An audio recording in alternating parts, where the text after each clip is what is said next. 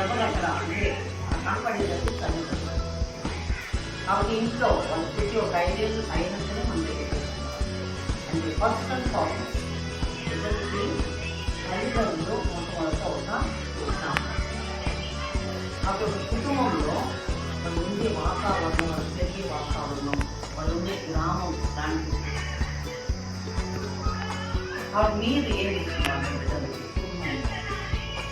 ప్రేమతో చేస్తున్నారా, లేదా క్రమశిక్షణతో చేస్తున్నారా, లేదా వాళ్ళు ఎలాంటి ఎలాంటి సమస్య ఆ అమ్మాయి వాళ్ళు అనుకుంటుంది వదిలిపెట్టేస్తున్నాను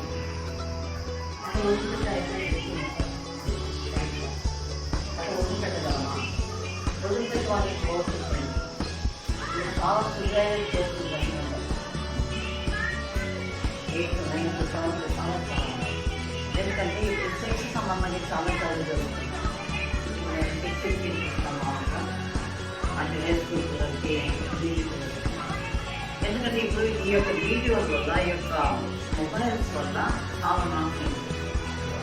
అది వాళ్ళు ఇంటికి వచ్చినప్పుడు నేను మొబైల్స్ ఇస్తున్నారా, నేను మొబైల్స్ ఇచ్చి వాళ్ళకి చదువుతున్నారా, మొబైల్ వాడేదానికి వాళ్ళకి ఏ టైం ఇవ్వాలి అంటే వాళ్ళకి ఎప్పుడు క్లాస్ ఉన్నాయా, ఆ మొబైల్స్ వీళ్ళకి పనికి వస్తుందా, ఎంతవరకు పనికి వస్తుంది అంతవరకు మనం వాడాలి.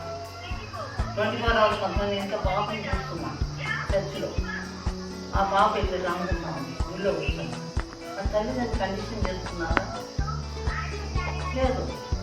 ఆ బిడ్డకి చేస్తున్నారు, ఆ బిడ్డ చూసుకుంటా ఉంది. లేదు.